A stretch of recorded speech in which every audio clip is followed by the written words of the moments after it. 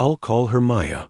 She was 29 at the time, a graphic designer working remotely out of a studio apartment in Denver. She'd been on Hinge for about 3 months, mostly just casual, going on a date here and there, nothing serious. She told me she was the kind of person who did everything right. She screenshotted profiles, reverse image searched photos, always met in public, always told a friend where she was going. She had a system. She matched with a guy named Garrett in early October. His profile was straightforward, mid-30s, worked in logistics, had one of those faces that looked familiar in an unplaceable way, like someone you went to high school with but can't name. They texted for about a week. He was funny, but not trying too hard. Normal. He suggested coffee at a place in Capitol Hill that Maya actually liked, which was a good sign because it meant he'd listened when she mentioned her neighborhood. They set a date for Saturday morning. The night before, Maya was doing her usual pre-date routine. One last look at his profile, check the photos again. She noticed his profile said he'd been active on the app 4 minutes ago. Fine. Normal. She put her phone down and went to bed. Saturday morning. She got to the café 10 minutes early, ordered an oat milk latte, picked a table near the window, where she could see the door. She texted Garrett, "Here, grabbed a table by the window." He responded, "Perfect. On my way." 5 minutes. She waited. And then her phone buzzed again. Not from Garrett. It was a notification from her building's front door camera. Someone had buzzed her apartment. She frowned. She wasn't home. She opened the camera feed. A man was standing at her door, hoodie up, face slightly away from the lens. He buzzed again, waited. Then he turned and looked directly at the camera, just for a second. Before walking away, Maya felt the hair on her arms stand up. She didn't recognize him, but she recognized the hoodie. Dark green with a small logo on. The left chest. She'd seen it in one of Garrett's photos. Her hands had gone cold. She looked at the door of the cafe. She looked at her phone. She typed to Garrett, "Hey, are you almost here? Just making sure we're still on." She stared at the screen. 3 dots appeared, then disappeared. Then, "Actually at your place. Figured I'd surprise you. Where are you?" Maya put her phone face down on the table. She had never told him where she lived. She had been careful. She had not told him her building, her street, or her complex name. She had said Capitol Hill, and nothing more. Her coffee was still warm. She didn't drink it. She pulled up her friend Danny's number and typed, "Call me right now. Something is wrong." Then she grabbed her bag, walked calmly to the back of the cafe near the kitchen, and stood there with her back against the wall, where she could see the entire front room. Her phone rang. She answered. She whispered everything. Danny stayed on the line. Garrett texted again. "Maya? Then, I saw you get on the 16 bus yesterday. You had the gray tote. I thought you'd be home this morning. She hadn't taken the 16 in weeks. She didn't own a gray tote. He had the wrong person, or he was testing her. She didn't know which was worse. Hey." Barista noticed Maya standing in the back corner, clearly distressed, and asked if she was okay. Maya asked if she could stay back there for a few minutes. The barista said yes, without asking questions. Maya stayed for 45 minutes until Donnie's boyfriend drove over and walked her to his car. She reported the profile. Hinge removed it within 24 hours, which meant it wasn't his first time being reported. Maya filed a police report. The officer told her that without a physical threat, there wasn't much they could do. The officer also told her that this kind of thing was more common than she'd think. The text about the bus and the gray tote was never explained. She lives in the same apartment. She's never figured out how he found her building. She checked every photo she'd ever posted publicly for location data, for street signs, for anything identifying. She found nothing. She still checks her front door camera every morning before she leaves. Every single morning.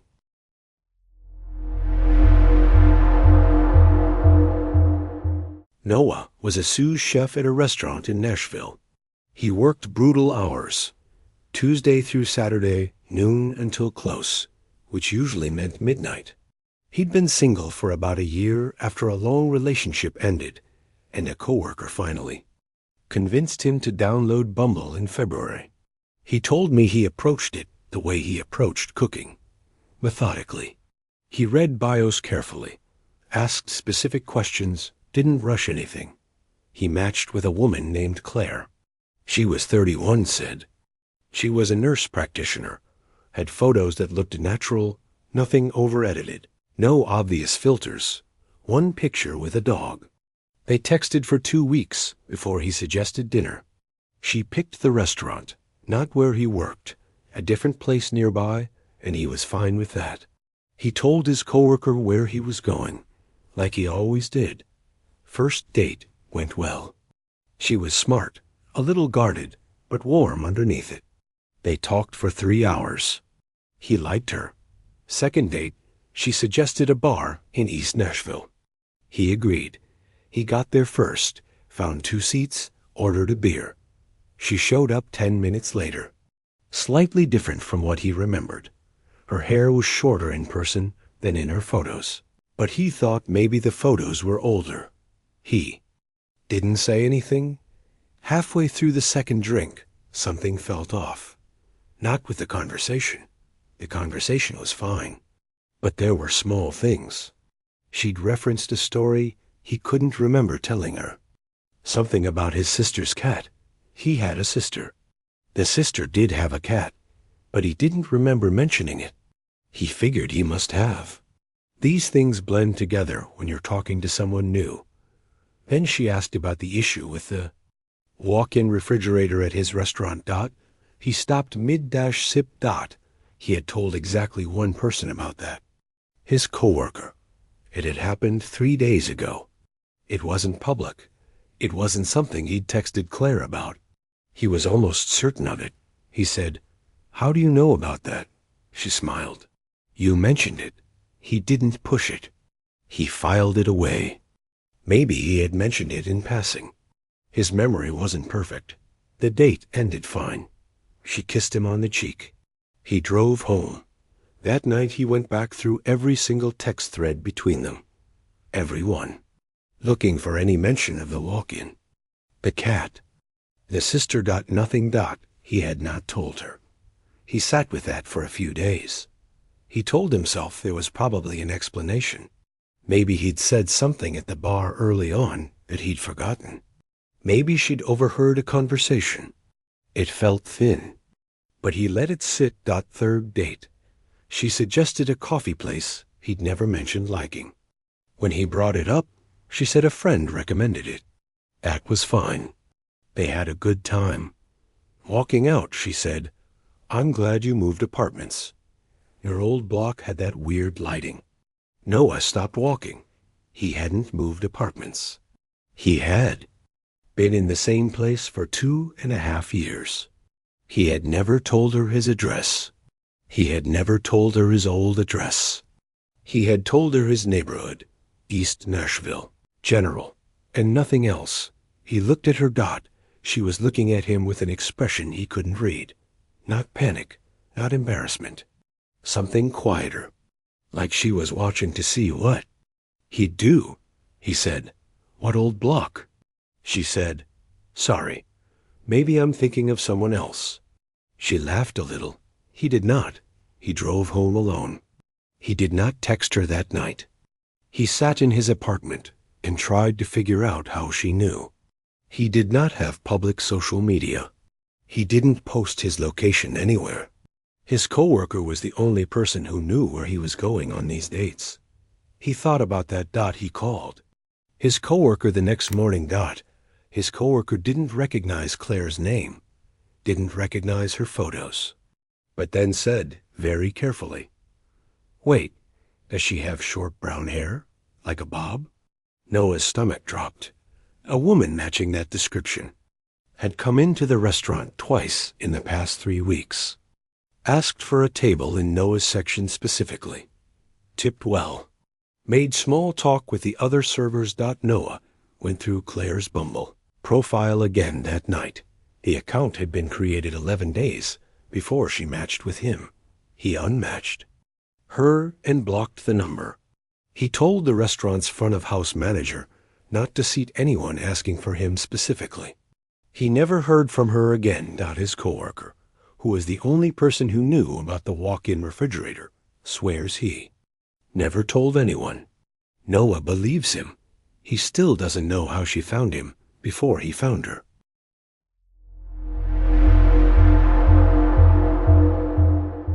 Priya worked in pharmaceutical sales in Atlanta, which meant she spent a lot of time in her car, driving between clinics and hospitals, eating lunch in parking lots, catching up on texts at red lights like everyone else who knows they shouldn't. She was practical about dating. She used Tinder. She was direct in her bio. She didn't like small talk and said so up front. She matched with a man named Marcus in late spring. His profile said he was 38, owned a landscaping company, had 3 photos. One with a fishing pole, one at what looked like a cookout, one standing in front of a truck. She asked him a direct question in her opener. Deal breaker list, go. He answered immediately, and she liked his answer. They talked for 9 days. He was straightforward, low drama, didn't love bomb her, didn't go quiet for days at a time. They agreed to meet at a Mexican restaurant she liked on a Thursday evening. The date was fine. Not electric, but comfortable. He was quieter in person than in text. She wasn't sure if there was a second date spark, but she wasn't opposed to seeing. She drove home, texted her sister that it went okay, went to sleep. The next morning, she got a text from an unknown number. No name. Just, didn't think I'd see you there? Small world. She stared at it. She didn't recognize the number. She assumed it was a wrong number and ignored it. 3 days later, she was at a gas station near her office, the one she stopped at almost every morning, and a man she didn't recognize walked past her car too slowly. Just a beat too slow. She caught his eye. He looked away. She thought, parking lot creep energy. She got back in her car. A week after that, she was on a second date with Marcus. Different restaurant this time, her suggestion. A Thai place she'd been to twice before, but hadn't mentioned to anyone except her sister. They were seated, and she was reading the menu when Marcus looked up and said, almost casually, there was someone outside looking in the window at us. She turned around. No one was there. She turned back. What did he look like? Marcus said. I only saw him for a second. Dark jacket. Older, maybe. He was looking right at this table. Her skin felt wrong. She didn't know why she knew. She just knew. She picked up her phone and texted her sister. Random question. Did you tell anyone where I was going tonight? Her sister's response came fast. No, but some guy DM'd me on Instagram asking if I was your sister. I ignored it. Priya set the phone face down. She told Marcus. She didn't feel well. She paid her portion of the check in cash. She walked out of the restaurant and got to her car. She sat there for a second. Her hands were on the steering wheel. She looked in the rearview mirror. A car was parked directly behind her. Lights off, engine running. She could see the exhaust in the cool spring air. She started her car. The car behind her didn't move. She pulled out slowly, and it pulled out behind her. She didn't go home. She drove to a gas station that had cameras everywhere, the one attached to a big grocery store, always busy, always lit. She pulled up next to a pump, even though she didn't need gas. She got out and stood next to her car and pretended to check her phone. The car that had followed her pulled into the lot, parked near the entrance. Didn't come closer. She stood there for 22 minutes. She counted. She kept her back against her car. She watched the car near the entrance. No one got out. No one moved. And then it left. Just pulled out and left. She sat in her car for another 10 minutes before she trusted herself to drive. Her hands were shaking so hard, she dropped her key fob twice. She drove to her parents' house and stayed there. For 4 days, she reported everything to the police. The text, the Instagram message to her sister, the car. They documented it. They couldn't match a vehicle description or a plate to anything. The Instagram account was already deleted. Priya deleted her Tinder account. She deleted all of her public social media. Her sister changed her account to private. Priya told her workplace not to give out her schedule to anyone. The unknown number. That texted her after the first date. Didn't think I'd see you there. She never identified it. She never figured out where the person had seen her. She had not told anyone which restaurant she and Marcus were going to on that first date. She had mentioned it in the app to Marcus, and nowhere else. Marcus told her he hadn't told anyone either. She believes him. She still takes a different route to the grocery store every week. Not every other week, every week. She hasn't been back to either restaurant. She checks the cars around her every time she parks, and she's not sure that habit is going away anytime soon. When I asked her if she ever found out who it was, she was quiet for a moment.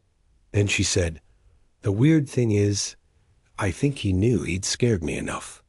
And I think that was the point." She hasn't heard from the number again. She's not sure if that's more reassuring or less. I'll be honest, these three took a lot out of me to put together. There's something about this specific kind of story that doesn't go away easily. Maybe because there's no clean ending to any of them. No arrest, no explanation, no moment where everything made sense. Just people left with habits they can't shake and questions they can't answer. If you've had something happen to you on a dating app, something that still bothers you, something you've never really told anyone, send it my way. I read everything. My information is in the description. Stay careful out there, and maybe double check who's already looked you up before you ever said hello.